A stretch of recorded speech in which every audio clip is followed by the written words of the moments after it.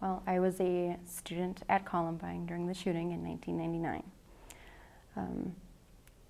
And I could have chosen to think that this horrible thing has happened and there was absolutely nothing that I could do about it. But seeing how the students in the community rallied together afterwards really kind of given that vision of hope.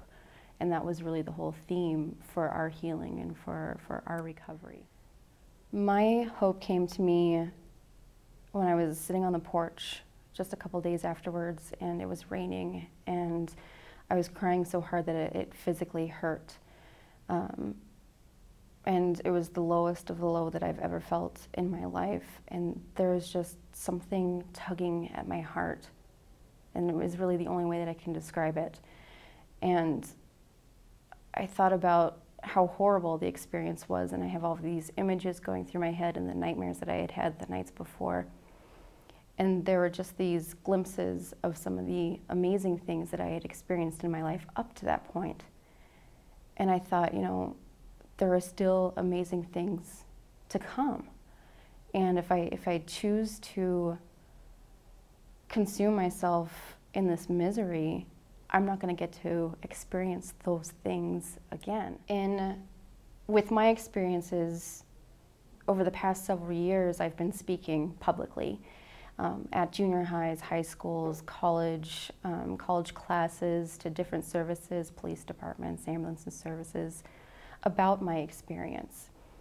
And I talk about what happened that day and how it's affected me since then to who I am today.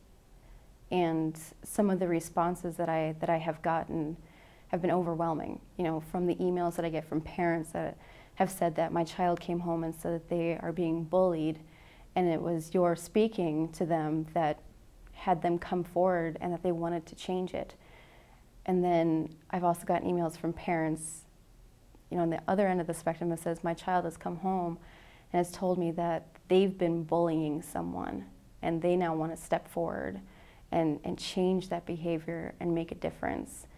And it's like a snowball effect, it really is, because when you have the hope to change and it's infectious and someone else gets that spark and they want to make a difference and they go forward,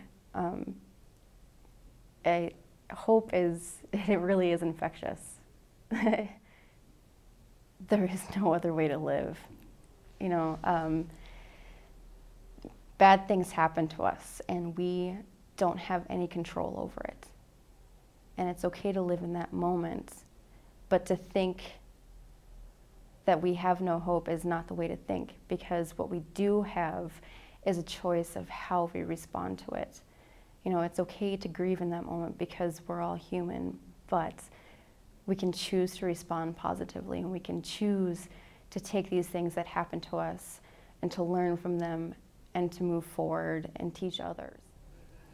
I think the biggest part about making a choice to live in hope is my grandfather. Shortly before he passed away, I used to take him to all of his chemo appointments, and that was our time together. And we were driving, and he said something that I will never, ever forget. And he said, you know, every day is a good day, but some are better than others. And when you see someone who's in that kind of a situation where, you know, you could be hopeless, to be that positive truly touched me, and it's something I will never, ever forget.